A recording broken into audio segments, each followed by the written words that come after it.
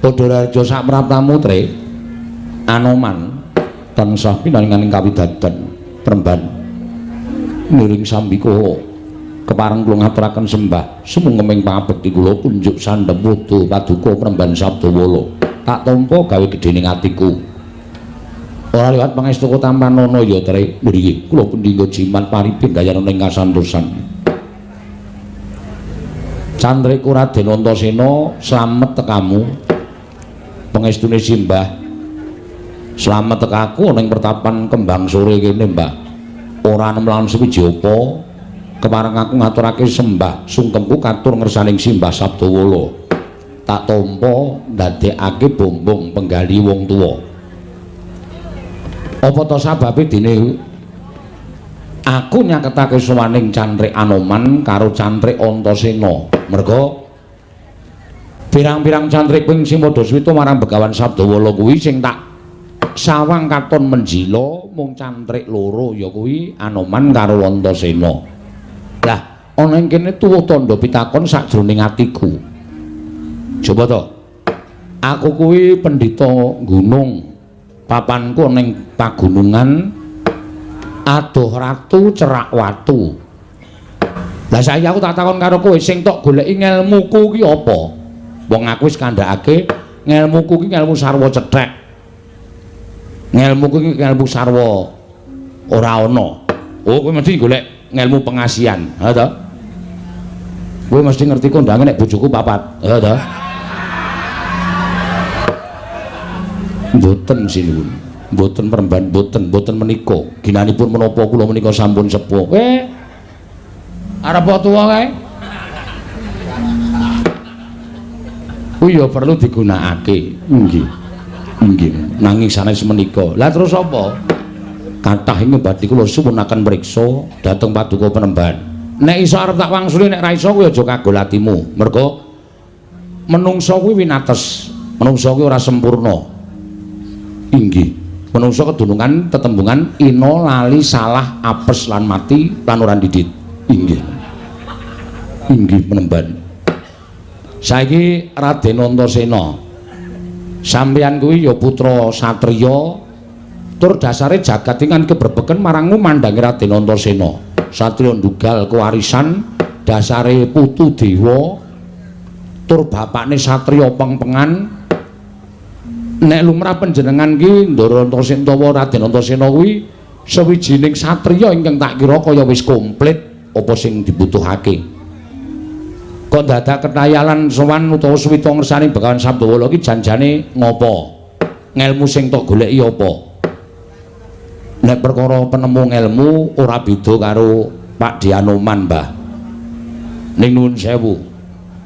Tekaku ana ing pertapan Kembang Sore kene jane ora saka niatku dhewe.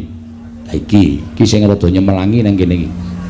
Kok ora saka niate Raden Antasena saka niate sapa? Mung nalika semono aku lagi nglakoni tapa ana ing kasatriyan Ngrandu Gumbala. Dumadakan aku entuk sasmitaning dewa ingkang dumuling ana ing Karna. Yen to aku didhawuhi sapa suswita marang Begawan Sabdawala mapan meneng pertapan Kembang Sore, tanpa taliwara aku budal saka kasatriyan Ngrandu Gumbala goleki menyang ngendi papan dununge pertapan Kembang Sore. Bejo, bejane awak dene aku iso ketemu karo pertapan Kembang Sore lan suwita karo Begawan Sabdawala. Lah terus sampeyan suwita iki sing tak goleki ngelmu apa? Manut apa sing arep tak paringke tak tampa. Ngelmuku ngelmu ming cethek-cethek wae, Raden Antasena. Mbok menapa ora ana sing migunani tumrap uripe Raden Antasena. Sak kabeh ngelmu, sak cethek-cetheke ngelmu tumrap aku bakal ana pigunane. Malah kula mangsa wong sing ora gelem ngopeni ngelmu cethek-cethek kuwi yen kebentu sing tawang utawa kesandung kesrimpet marang lelakon kadang kula malah terus kelingan ngelmu cethek mau iso dienggo ngrampungi lelakon mau. Ya apa ora, Mbah? Lah ya bener. Ya wis. Nek pancen wis duwe karekat lan tekad sing kaya mengkono aku mingkari nampa. Lah saiki ngene. Njaba kae akeh para kawula ingkang padha kepengin njaluk tamba karo aku, njaluk pangestu karo aku, njaluk berkah karo aku, njaluk dayaku. Kae wis do antri. ning tak dhisikke Anoman karo Raden Antasena. Kula nuwun sewu Penemban. Kula menika namung badhe nyuwun mriksa. Karo takon apa? Penemban menika priksa. Bilih gesang kula menika sampun mataun-taun mangabad-abad laminipun wiwit kula nderekaken Sang Marteng jagat Prabu Rama Wijaya. Ngantos dumugi sak mangke sampun gantos jaman. Inggih menika jamanipun para Pandhawa miwah para Kurawa. Tanganipun sampun boten sekedhik malih. Sampun pinten abad anggen kula gesang wonten ing Madyapada. Penemban kula menika sampun kewowoken, kula menika sampun kewaregen nyawang dhateng tingkah lampahipun titah utawi sesaminipun menungsa ingkang sami gesang wonten ing alam padhang. Kula menika sampun kewowoken nedha dhateng gempalaning jagat legiasining kawontenan. Mila estunipun ingkang kula jangka pendak dinten menika rawuhipun Sang Hyang Yama Dipati supados sak mangke anjabel dhateng sukmanipun ing abdipun Anoman. Penemban nanging dumugi sepriki lah kok manah kula menika dereng wonten tandha-tandha kula menika badhe wangsul dhateng ngersanipun Hyang Mahanasa. Badan kula tasih ketingal seger. Lajeng kula menika manggenipun badhe gesang menika dumugi benjang menapa lan pejah kula menika benjang menapa Penemban. Weh lah apik kuwi. Apik kowe iki jane takon ning arep njlomprongke aku. Liripun kados pundi kula badhe njlomprongaken panjenengan. Dadi nek kowe diparingi umur dawa kuwi matur nuwun. Matur nuwun karo sing gawe jagat. Tegese kowe isih dipercaya urip ana ing alam padhang. Ngono. Matur nuwun, aja pisan-pisan kowe terus ngarah. Aduh aku wis kesuwen urip matiku sok kapan lho. Terus sing tok takoni aku. Aku mau mula ngandhake nek iki nek ora ngati-ati iso njlomprongke aku. Terus sing tok takoni aku ora mulat karo kahanan. Ora tak petung, ora tok gelar, ora tak gulung. Dumene ngarepe cantrik pirang-pirang aku terus kumawasa kaya wong ngerti kaya wong pono. Mumpung didelokke cantrik pirang-pirang. Man, matimu dina iki, wanci iki kanthi cara ngene. Terus aku tak takon. Terus aku iki anggepe ponakane sing gawe urip apa piye? Wah aku ki prunane sing gawe urip apa piye kok ngerti matimu ki? Wong mati uripe manungsa gumantung karo sing gawe jagat. Ngono. Mati uripe manungsa karo gumantung sing gawe urip. Menungsa mati ki ora iso dijangka kapan. Ana sing tenguk-tenguk langsung teksek ya ana. Akeh kuwi. Ana sing lagi mangan keselak. Ming keselak sak upa lho. Ning nek Gusti ngeparengake dadi dalan matine kuwi ya akeh. Ana sing lagi ngitung dhuwit terus mati ya ana. Ana kuwi ora kok. Keselak matane. Ya matane karo dhuwit pirang-pirang terus gleleng to. Kuwi ana. Pirang-pirang ngono lho. Ana sing lagi momong anake, ana sing lagi nyirami tetandurane, ana sing lagi ning sawah, ana sing lagi nabuh ya ana. Ning tak jaluk aja inggih. Inggih mekaten. Ning kabeh iki pasrah karo sing gawe jagat, ngono lho. Wong ki nek wedi utawa wong ki nek pikirane tekan nggon pati, uripe ora tentrem. Wis to, manut wae. Manut jangkane sing gawe urip. Umurmu mung tekan semene. Sabdawala arep kowe dadi wong pinter ning umurmu mung tekan semene. Monggo Gusti. Menika kersa panjenengan kula namung sumarah. Ngono. Inggih. Dados Penemban mboten mangertos benjang menapa telasipun umur kula menika mboten mangertos. Ora. Jujur wae ora. Nanging menawi tandha-tandha panjenengan saged ngendikaken menapa mboten. Aku iki pendhita dudu pegawai BMKG. Nek pegawai BMKG iki iso ngrani, oh sesuk bakal ana lindu, sesuk bakal ana ngene ditengan kuwi mbuh tenan mbuh ora ning iso ngrancang. Lah aku ki ming pendhita. Tur gaweanku pendhita ngundung ki ora kok mejang ilmu akeh-akeh. Ngelmuku ya mung ilmu cethek. Niatku urip ana ing alam padhang kuwi tetulung tapa ngrame, paring sandang wong kawudan, paring payung wong kudanan, menehi pangan wong kaluwen. Monggo aku tanpa pamrih. Lho delokon ya lho, kawula sing do antri semono akeh, do njaluk tamba karo aku, do njaluk apa-apa karo aku, ning aku ora njaluk sulih apa-apa. Niatku pancen nulungi marang sak pepadaning urip. Gaweanku mung ngono kuwi. Inggih. Ing menawi dipun tandhakaken menapa tasih dangu menapa sampun caket. Kowe meksa kowe iki. Aku wis semoh wangsulan ning kowe meksa. Sesuwe tasih dangu, suwe banget. Waduh, ora waduh. Lakoni kanthi seneng. Lho. Ngono lho. Dilakoni kanthi seneng. Nek kowe ora gelem nglakoni uripmu kanthi seneng, tegese kowe ora percaya karo Gusti sing maringi urip karo kowe. Dosa gedhe kowe. Aku wis kandha to bungah susah bejo cilaka sugih miskin lakoni. Kanthi seneng, ora usah dadak ngresula. Gusti kuwi adil kok, Man. Nggih. Kowe dadi wong melarat upamane diparingi rejeki sarwa sithik, ning apa-apa kecukupan merga kowe syukur ngersani Gusti. Lho, kebutuhanmu ora akeh. Kebutuhanmu ya dipaske karo Gusti le paring rejeki karo kowe. Wis kuwi titenono. Arep akeh bandane, akeh bayare, akeh duwite, ning pengeluaran juga akeh. Kuwi wis pasti ngono kuwi. Dadi mesti padha karo sing ora duwe dhuwit, ning ming sithik pemetune iso awet duwite. Duwe dhuwit akeh, ning akeh pemetune iso boros. Ha ta? Wong didhetake iki godane akeh kok. Ngragati kono, ngragati kene ayo. Akeh. Karyawane akeh. Mengkaten nggih. Ha iya dadi yo mulane perkara iki aja nganti tok gawe bingung. Wis to pasrah wae. Arep tekan kapan sok nggon murid disyukuri. Kowe tangi lek saka turu esuk iso melek iso weruh kahanan pertapan Kendari Sada ngucap wae alhamdulillah Gusti tasih dipun paringi gesang ngono ya ra inggih matur sembah nuwun penemban cumeplong raos sing manah kula nanging menawi kepareng kula badhe nyuwun priksa apa meneh panjenengan teparing dawuh gesang kula tasih dangu menika benjang jaman menapa. Malah kuwi angel. Kuwi yo njlomprongke kuwi.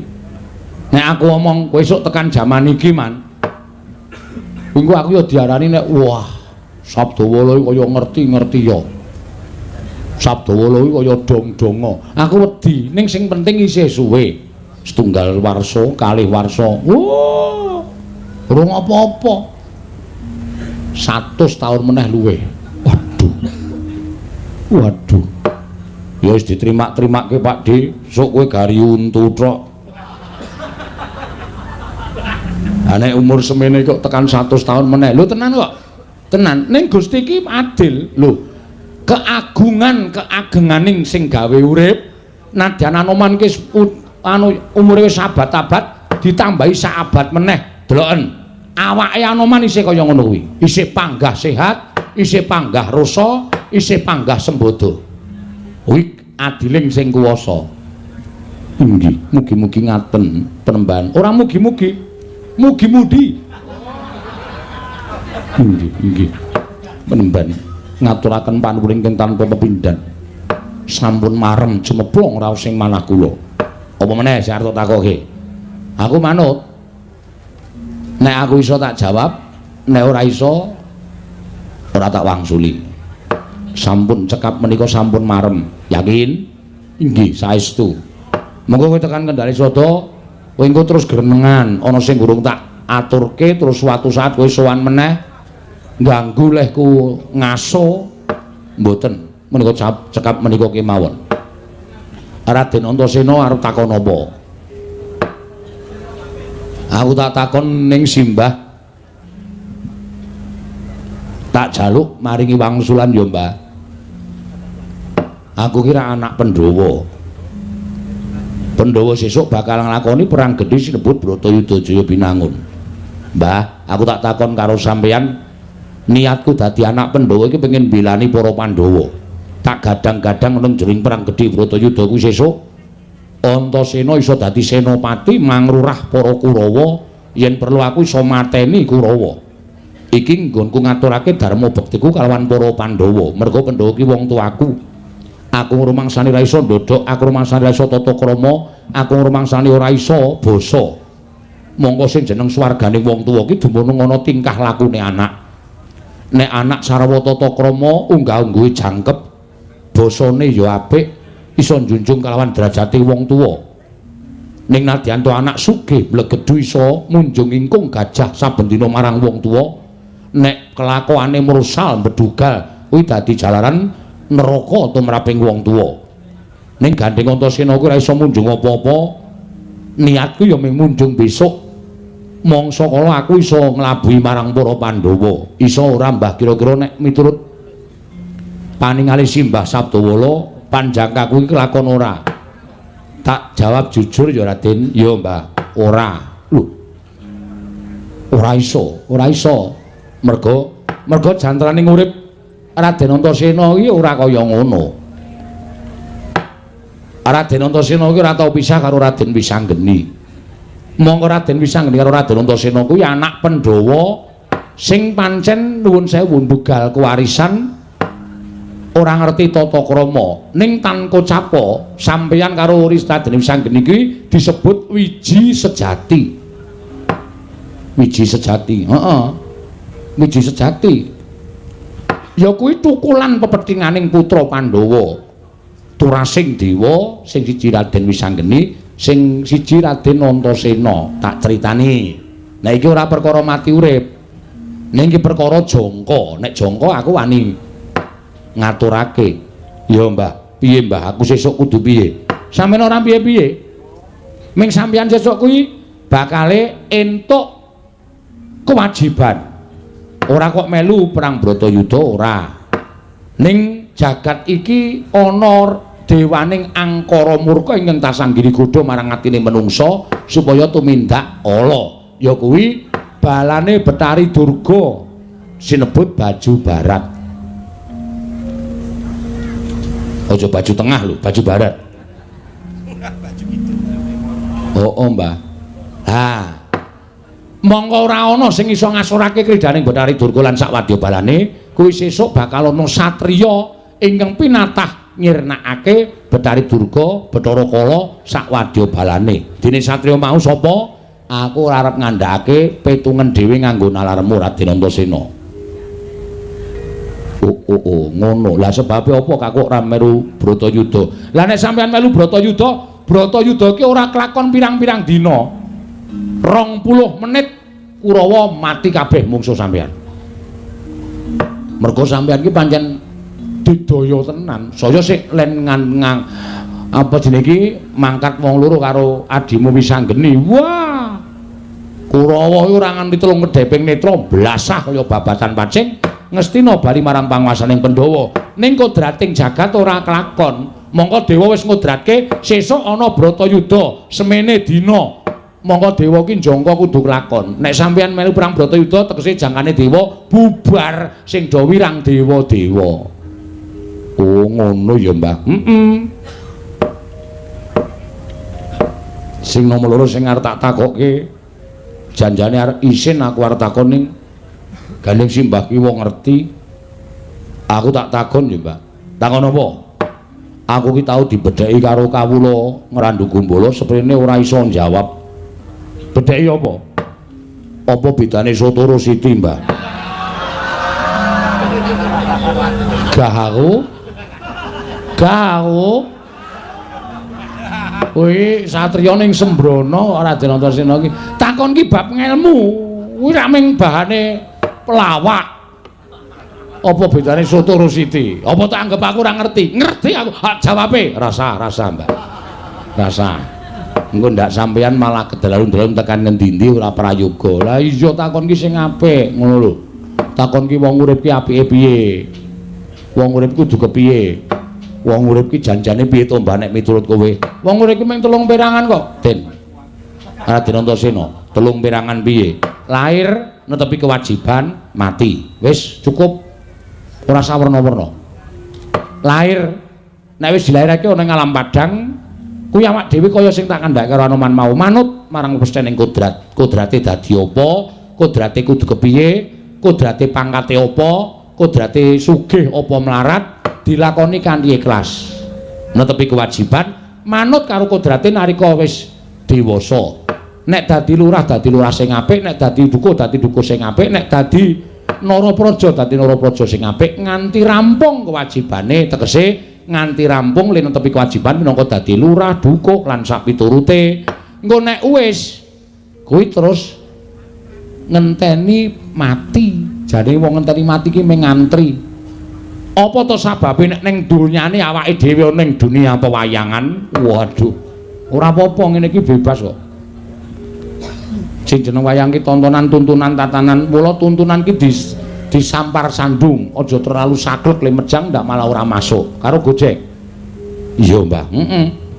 Mula tak kandhake ning jenenge apa to sababe nek wong ratu nek wis rampung kok terus disebut mendita. Ngono kae jane unsek ana piye apa ya? Kuwi jane padha uripe karo wong alam padang.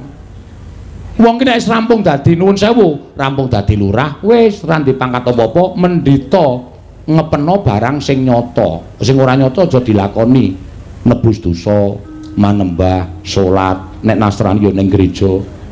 Golek sangu supaya uripe sesuk ning alam baka kuwi kepenak. Kuwi jenenge mendita. Anteng, tajem, tapa brata, prihatin. Kuwi sipate pendhita. Dilakoni ora bareng wis pensiun kok malah cenanangan. Kuwi malah ora apik. Oh dadi tegese nek ratu wis rampung dadi ratu kae tembunge ingsun arsa mendhita. Ngono kae janjane ora kok kudu dadi pendhita. Ora kok kudu nganggo serban kethu terus dadi pendhita. Ora, tenan akeh banget pendhitane. Menep rasane kaya pendhita. Mongko wis tuwa. Ya, teman. Inggih, menika leres kuwi Sunda Raden Antasena nek wis rampung kewajibane dadi satriya, wis tuwa mendhita. Lho, Ngrandu Gumbala diganti pertapan Ngrandu Gumbala. Sampeyan mendhita ya wis menep rasane, sabar, ikhlas, ora gampang nesu. Tanduk aris ulat manis ing cipta demen tetulung, adoh penggawe cidra, ngalah tan anggunggung diri, gawe senenging liyan. Kuwi watake pendhita, kuwi kudu dilakoni. Nek kuwi iso dilakoni, wah, sesuk bakal nemokake pati sing indah, pati sing sampurna, mati sing kepenak, padang dalane merga sangune wis komplit. Ora nyono kok malah rasaku kaya kena ya, Mbah. Kenapa? Kenapa? Kena ngendikane Simbah ki mau kok njur aku malah iso ngrasake kendikane Simbah sing sak tenane. Lah iya, mula apa-apa ki nek disampaikan dengan santai itu akan menjadi sebuah eksperimen yang akan mengena di tempatnya itu. Ngono ya, Mbah. Heeh, dadi ora usah nganggo saklek-saklek. Iki mejang nek nganggo tembung sing rekoso malah penontone apa kae tembung apa ora kecekel santai ngene iki ora apa-apa. Simbah ki pendhita kok bahasane dicampur-campur. Lho, cantrikku ki ana sing saka Betawi. Ana sing saka Lumpang, Lampung. Heeh, Lampung. Ana sing saka ngendi-ngendi dadi aku kudu iso basa pirang-pirang. Nek ana sing takon karo aku nganggo basa Melayu, aku nek ora mlaku ora ketututan. Omongane kok malah kaya ngono. Nah, iki ngene. Gandeng wis sawetara nggone padha jagongan, Raden Antasena karo Anoman. Kowe tak omongi ning ngrasa dadak ngarani aku ki wong sing seneng bedhek. Iki dilongkas ana daya. Lho, menapa inggih? Lho apa iya, Pak? Tenan. Daya iki mau jane niate mrene arep suwita, arep dadi cantrik. Ning ketoke daya iki wong getapan. Wong getapan, wong gampang nesu. Mengko nek weruh papanku sing sarwa kaya ngene iki, terus weruh wujudanku sing kaya ngene iki, mesti dhek ora percaya nek aku pendhita ampuh. Wis to deloken. Sinten kinten-kinten? Sapa Mbah kira-kira? Kowe ora usah melu ngerti, kowe tengok nang mburi kono. Raden Antasena nang mburi kono. Kae kolahku wis wiwit kosong. Cantrik kewajibane ngabekti karo pendhita. Aku ngabekti Mbah. Timbani, yo ngestake dawuh. Kebak, kudu kebak. Nek luber keke nggo rember, yo ngestake dawuh. Lah menawi kula kaparingan pakaryan menapa, Man? Kayu-kayu kae ya wis arep entek. Ora munyuk to? Inggih. Menek wit kayu sing garing-garing dipoteli, dipikul go munggah ning pertapan. Oh inggih, ngestaken dawuh. Kono do menyang.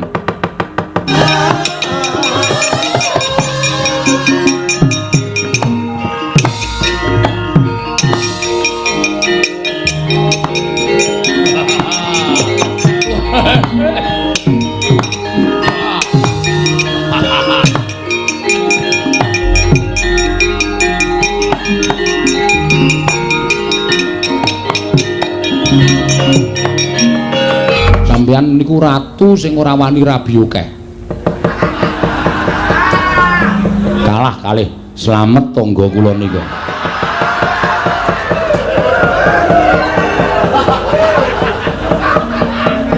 Papat. Ayo. Sampeyan niku ratu Dudeng sama Ladeng kok kalah karo Pak Slamet. Ora caturan karo kowe. Lho ora caturan wong ning omahku ora caturan piye? Kowe cetha gawe Malik Maningalih Baladewa. Yo. Kowe Malik Maningalih Baladewa. Kowe ngira karo Nata Mandura Prabu Baladewa. Kowe ngiyas karo Nata Mandura Prabu Baladewa. Oh iya. Saiki ngene. Aku iso bali marang negara Mandura. Yen aku iso mateni Begawan Sabdawala. Lho iki perkarane apa? Ora ana masalah apa-apa kok mateni karo Sabdawala. Kula niku salah napa luput napa karo sampeyan. Ora sakokan gunung tanpa kuna. Ora minggat kowe cocok nenggala jeblok dadamu. Oh, sampeyan ora iso mlaku. Sampeyan ora iso mlaku, sampeyan ora iso tekan dindi, ngejejer kaya patung ning kono. Mandi ucaping Sabdawala.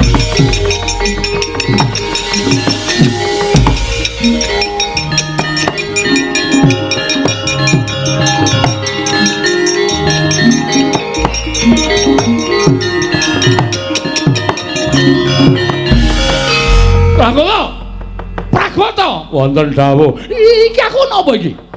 Iki aku napa aku ora iso obah wae. Tanganku ora iso dobake abote ra jamak-jamak. Oh, setruk dasmu iki. Peredaran darah berhenti. Cilaka niku nang wonten niku. Ha iki ana Ratu Mandura kok. Kena setruk ya iki. Pragoto kok nek aku iso obat tak tapuhi cangkemmu. Muja-muja iki Ratu Gustine, mboten muja-muja kene nyatane. Lah aku kudu piye? Nyuwun ngapura. Njaluk ngapura karo sapa? Begawan Sabdawala. Ora sudi. Arep aku kabeh ngene iki ora sudi njaluk ngapura. Wis nengke wae Pragoto. Wis ben yo do ditinggal wae. Tinggal lunga wae rasa dadak ditambani. Ora wedi. Ora wedi piye to? Pertapanku iki demite akeh banget. Ana sing demit wedok wuda. Wah medene. Nek sam nganti diparani terus diganggu. Waduh. Mbok aku wae. Oh, piye? Pripun? Aduh, mati aku. Pragoto piye? Pun sampeyan niku mangendika. Penemban kula nyuwun pangapura. Aku kon muni ngono. Nggih, mengke nak diwaluyake ditambani. Nek mboten ngono sampean mboten ajeng ditambani mbok yakin. Penemban. Ngoten. Alus. Penemban. Aku njaluk ngapura. Apa ana umume wong njaluk ngapura kok ngoko? Basa. Basa. Ayo basa. Wah tutuk kowe. Basa niku Penemban kula nyuwun pangapura. Nyatane ya digdaya tenan kok. Pun nggih pun ngendika. Aku ora sudi kon basa. Pun to mboten sangae. Niki sampean manut kalih kula mawon. Nek mboten manut kalih kula, malah cilaka sampean. Pun nggih manut kalih kula. Yo. Penemban. Apa Prabu Baladewa? Kula nyuwun pangapunten Penemban. Njaluk ngapura. Iye. Statusmu apa nang kene? Murid. Murid. Kaku terus lho, tenan. Kaku niku nek ana sing nggo lemes kene ora apa-apa. Nek kaku terus ayo apa. Kaya nggawa genter. Waduh. Wah, mboten sahuwane tenan wonten mawon. Penemban, kula nyuwun pangapunten. Statusé Prabu Baladewa ning Pertapan Kembang Sore, kula siswanipun Penemban. Kula muridipun Penemban. Lahir batin, lahir batos.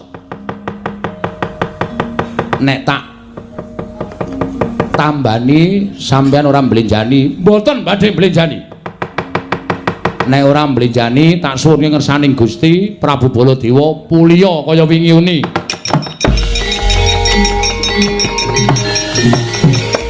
Wah.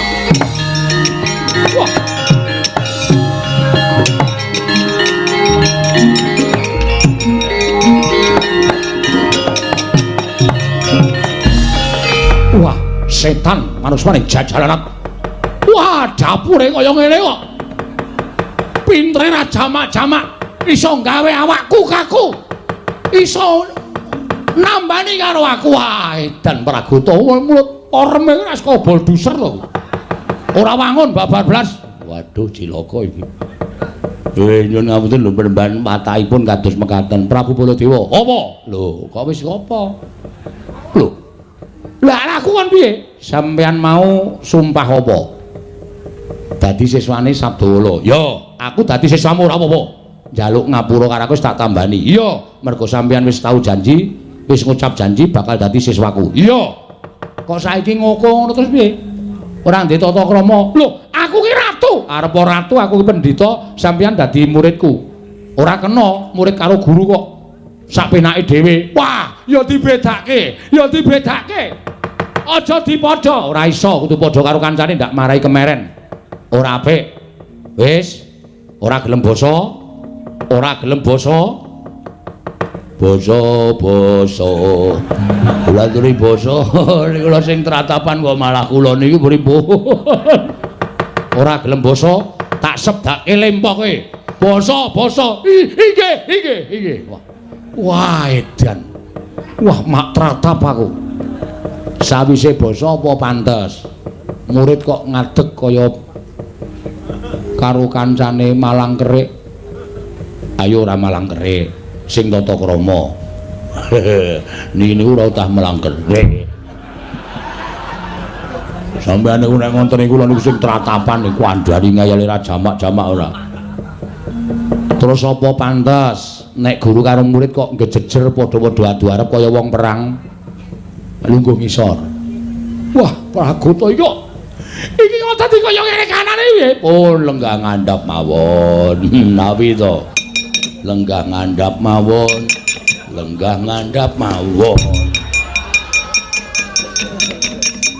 Pragoto ki menungso ra tataran ratu Gustine dicandak dibopong dimbruke. Sampeyan nek ngeyel kula malah ngrekoso. Ngapurancang. Wah, kok syarate akeh men. Lah ngonten lah malah. Sampeyan niku nek sowan teng mriki niku nemeke nek entuk ngelmu-ngelmu sing migunani malah becik, kedadiane malah apik ngoten. Inggih, Penemban. Wis tenan. Inggih, saestu tak tampa oleh Muswita. Ning saiki ora wancine aku medhar ngelmu, ora wancine aku mejang kelawan siswa-siswaku. Mergo tontonan kawula semono akeh kae padha ngenteni titiwanci tak timbali padha kepengin njaluk tombo karo Begawan Sabdamala. Inggih. Prabu Baladewa mlebu pertapan sik ngenteni sak rampunging kewajibanku. Taken dawuh. Kula dos pundi Penemban? Kowe ya mlebu pertapan sik Pragoto. Oh, inggih, monggo sinuwun kula dherekaken kula ladosi wonten salebeting pertapan.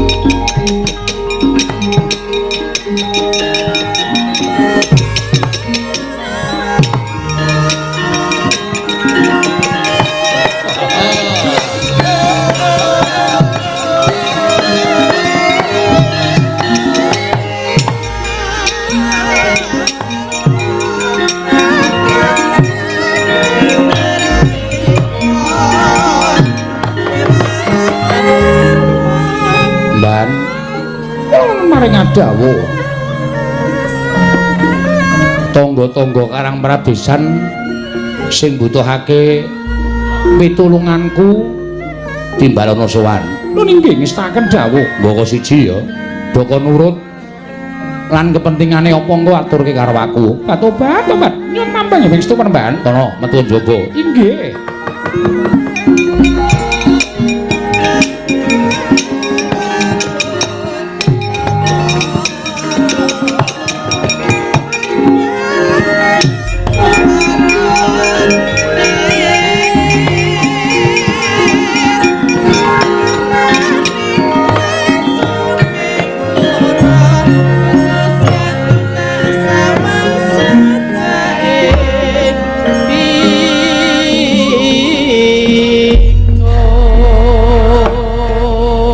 Sapa kowe?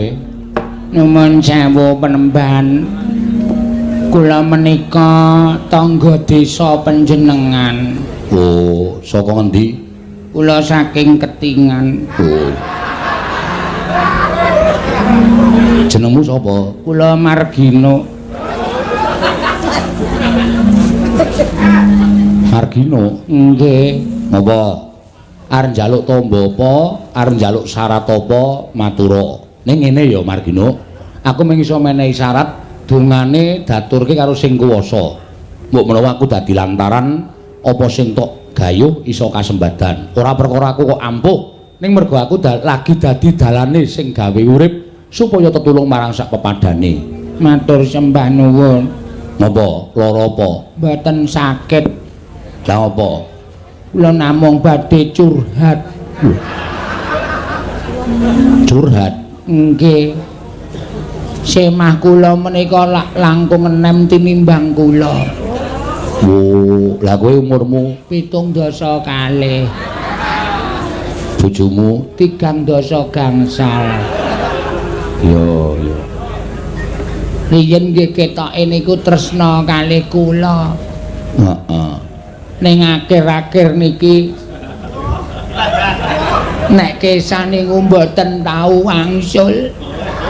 Oh, Kula ken bali anggere tekan ngomah ming njaluk bondo kaya kalih nesu-nesu sing dadi sasaran anake dadi nesoni. Kalung gelang kula pun kula dol nggih nguripi bojo kula. Saya sakit melih pengenane niku kathoke kula kumbah. Nang jeron kathok niku enten gambare wong wedok. Nyandang Jawa. Ketoke sinden. Oh.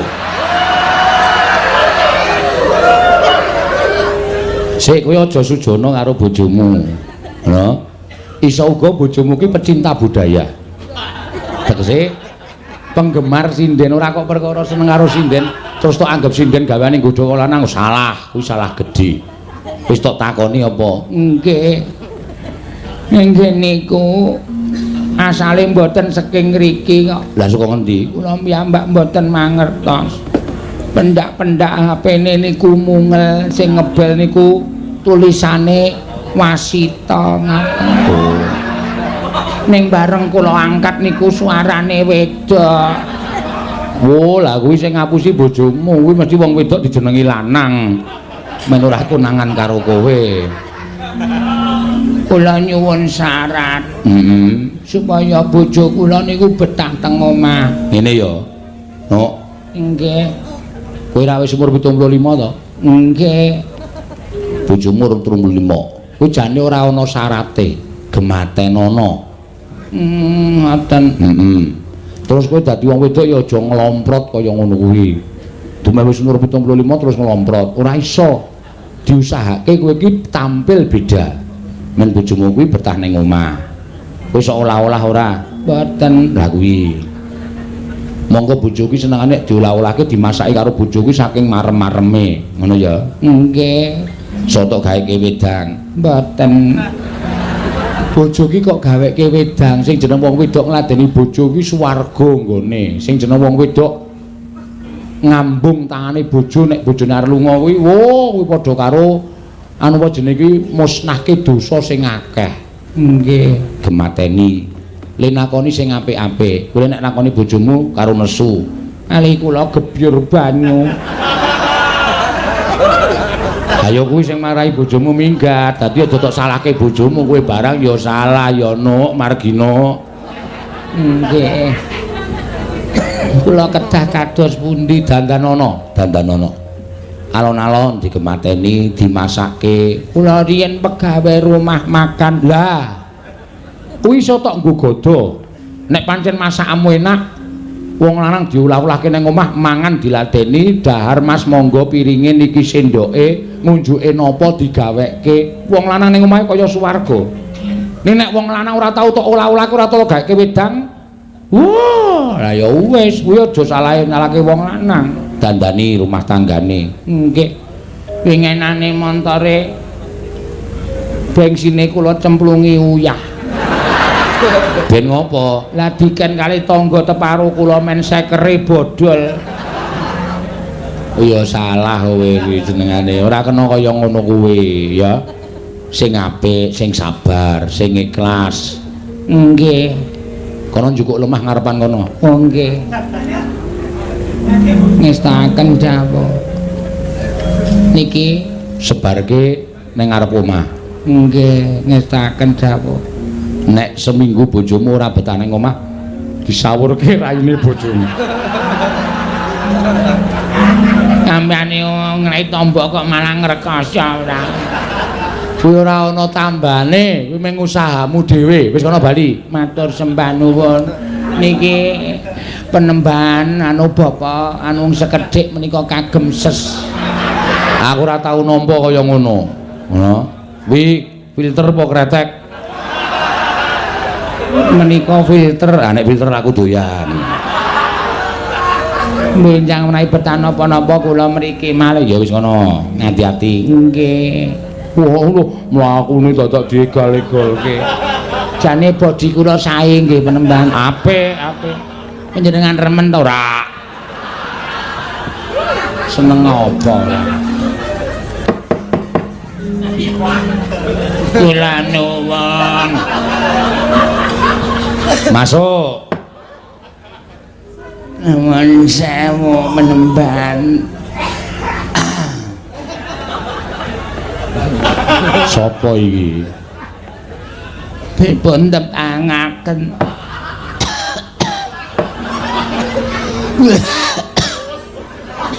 Sabar. Kula saking nganu pundi niku Sido Arum. Oh. Jenengmu sapa? Kula pun Artorjo. Oh, Kartorejo. Nggih. Wah, watukmu iki lho. Mila kula mriki menika janjanipun ajeng nyuwun tamba. Tombo. Watuk. Ayo.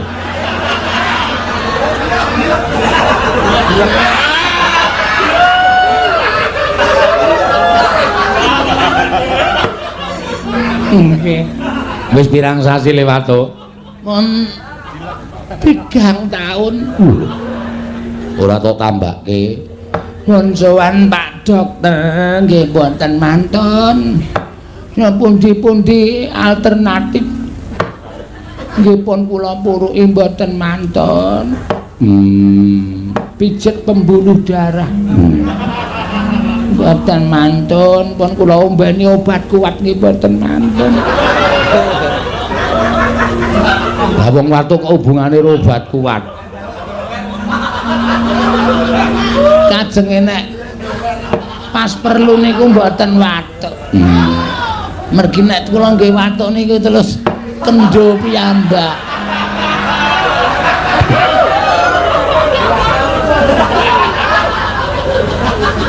Nang omah duwe kowe jeruk ora? Kadang kene tangga. Ya ora apa-apa. Njaluk. Nggih. Terus Aku kuwi mung karo kecap. ngangge sambel. Lho. Ora nggo sambel kaya mangan soto ora. Iki tombo e.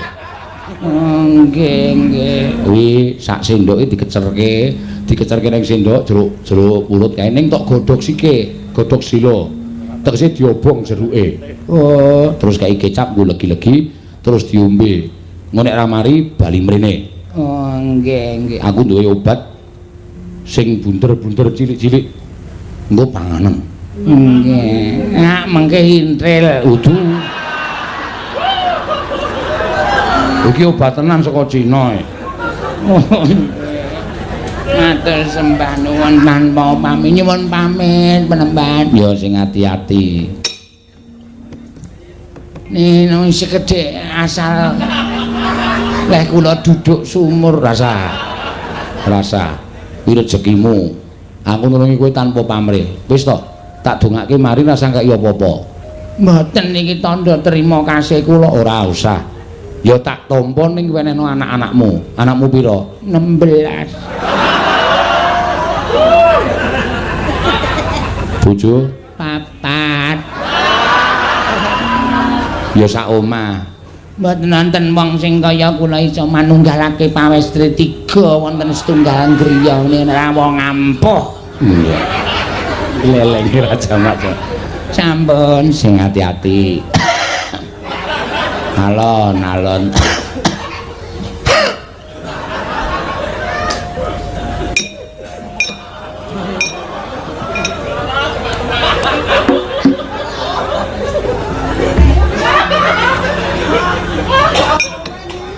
Mesakake. Kena apa? dipun cepangaken. Kula pun solopok. Solopok? Nggih. Kula niku istilahe kula gentone cebongan. Oh.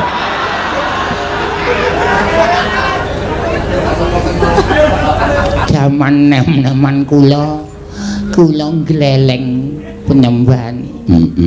Misane iki bareng tuwa kok sikil kula kaya lempah. Kula mboten iso mlaku sing biyen warung-warung kula jaluki dhuwit. Kula kan pasok kalih kula sakniki kula nek teng pasar cembongan dadi bandem. Muter kowe pluk. Arep gleleng ketak dasmu. Nganten niku menemban. Kowe tak critani. Nggih. Hukum kuwi neng pirang-pirang. Nggih. Hukum alam. Nggih. Hukum adat. Nggih. Hukum negara. Nggih. Sing terakhir hukum karma. Nggih. Kuwi kabeh telu hukum adat, hukum alam, hukum negara kuwi iso diwakilke. Ning sing jeneng hukum karma kuwi ora iso diwakilke. Kuwi hukuming tumindak. Ngoten. Ngono. Nek tumindakmu elek nalika nom-nomane saiki tuwa kowe lempoh, sikil ora iso diobahke, ora iso nggo mlaku, kuwi jane ora kok saka apa-apa ning kuwi saka dongane wong pirang-pirang sing tau tok gawe rekoso. Saiki aku tak takon karo kowe petungen. Wong dodol mongko le dodole kulakane wae 20.000, golekke bathi nggawa bali dhuwit 30.000 ki ming bathi 5.000. Mongko tok dodos duwite tok jaluk tok peksa, anake nang omah do nangis ora iso mangan, kowe ora gagas tekan semono. Duwite tok nggo seneng-seneng tok nggo omben-omben. Nggih, rumiyin kula tumbaske toya atos. Toya atos ki Minuman keras. Minuman menika toya, keras menika atos. Toya atos. Dados Mbah Jenggot tenggen anggur menika asline ndase atos.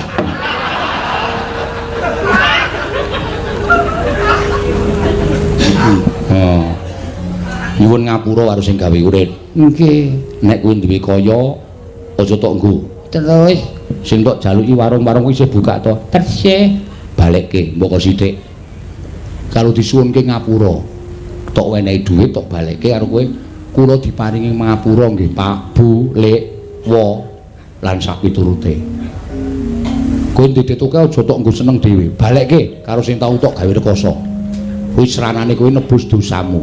Nek ora tok kaya ngono iki kuwi, oh selawase nganti mati kowe ora iso mlaku ya ngono kuwi. Trenyoh ati kula. Nang biyen ya kaya nglelange Raja Mak. Wis ora usah perlu digetuni, sing jeneng sego wis dadi jenang kuwi ora bakal pulih dadi sego meneh. Nggih, matur nuwun panembahan kula tak nyuwun pamit. Wiwit dinten menika kula ajeng manembah. Bagus. Napa sing kula entuk leh kula nyambut gawe mboten ajeng kula nggo dhewe ning ajeng kula dum-dumke kalih sing tau tate kula gawe rekoso. Bagus. Mari kowe tenan. Nggih, nyuwun pamit. Niat ning ati, Nggih, sumpah karo sing gawe urip, nggih, apa sing tok ucapake nggih. bakal tok lakoni. Demi Allah, ajeng kula lakoni. Jajal ngadeg.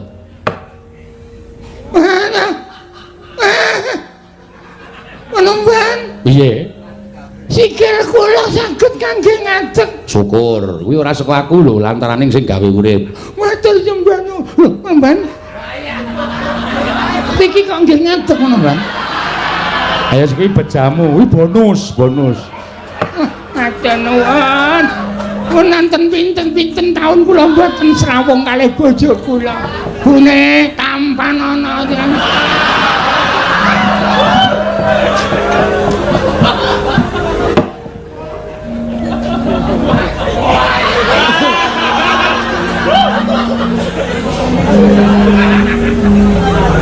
Kula nuwun ben-ben. Monggo. Kok kayane kaya iki kok kaya seniman. Nggih. Kula pengrawit. Oh. Dapukane kula wiraswara.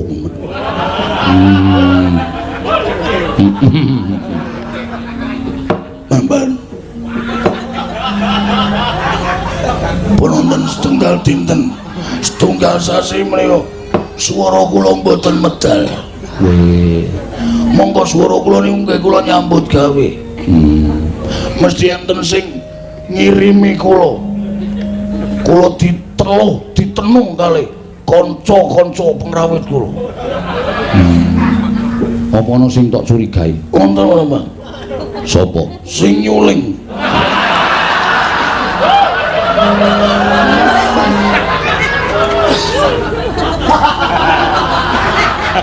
Aja sok suudon karo kancane dhewe. Ning ketok banget, Bang.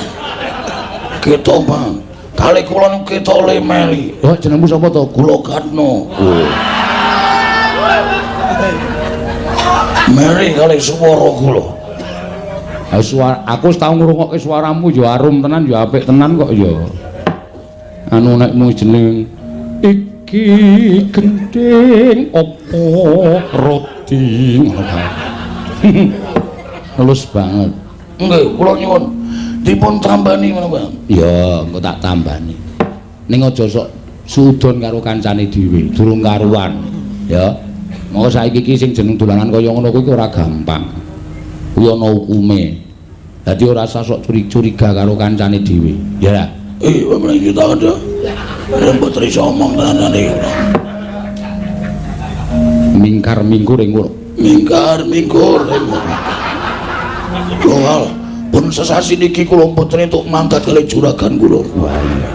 Ya wis coba ora. Agene jame anyar. Nggih. Coba mbok jajal jam kuwi copoten. Jam kuwi copoten. Niki adus barang kula nggih. Jam kok adus barang dienggo anti air. Weh, kali anti bayar. Copoten sik. Nggih, Pak. Wis, ndelok tak gawane. Mangke dipek ora. Ora ndek milik kamu jam koyo ngono nggon aku kek banget. Wis. Wah, tak sae ya. Nggih. Nyedak rene.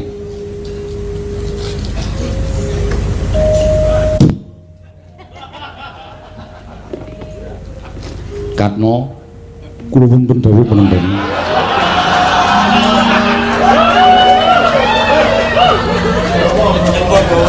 Coba. Aku gumun. Piye? Matur nuwun Panjenengan. Kowe. Kok bali serak meneh? Nek nggih nyuwara mboten, Mas. Saya bali kana. Matur nuwun, Mas. Benjang teng kula caosi bawal, ora doyan aku. Iwak ritok ngono kok. Jame penemban. Jame iki sing marai. Oh, nggih. Wis tak sae. Engko tak larunge ning segara. Nggih. Pas sesuk nek tuku jam iki sing larang, ora sing golek le kuning ming 35.000 kok kuning. Men kaya emas.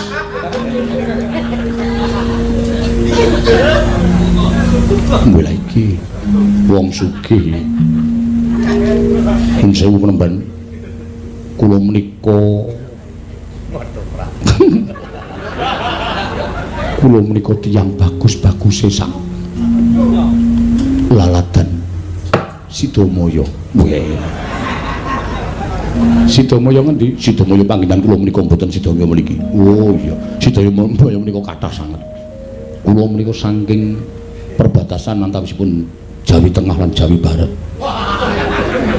Oh, ngantos kula ngertos papan mriki menika mergi ombyaking kathah wonten pendhita ingkang ampuh. Njaluk tamba apa? Penemban. Pangapunten. Sampun ngantos seru-seru kula isi. Kula menika nek pipis panas.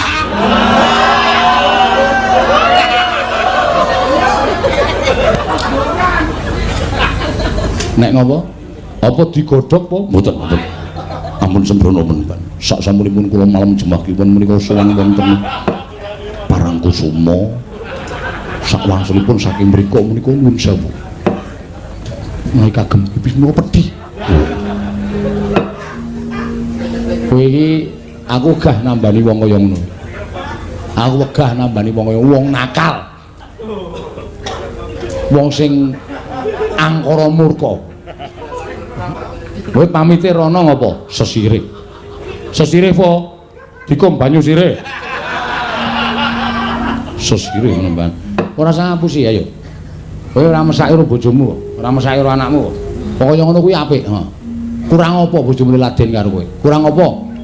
Nek nganti kowe kena penyakit kaya ngono kuwi, kowe ora krasa terus nuwun sewu, tanggo berhubungan karo bojomu melu kena, kowe dosamu tumpuk undung. Ora cengengesan tak tapuk kowe. Aku pendhita ora tanggo golek tombok, ora nggo nambani wong kaya ngono. Ora sakno. Engko nek nganti parah bolong. Penemban kula sampun tobat. Tobat karo sing gawe urip ora tobat karo Penemban Sabdawala. Wis ora bali. Kula nyuwun dipun tanggulangi kemawon sampun ngantos meremen tekan pundi-pundi. Aduh, kok ya isih ana wong sing kaya ngene to ya. Sing tok golek iki apa to ya nyok. Nggih. Nggih. Anu bali kono. Nggih, ngestahaken dawuh. Wis bali, aku arep nambani karo kowe. Aku mau nambani perkara kaya ngono. Jenengku sapa? Kula Santosa menawa.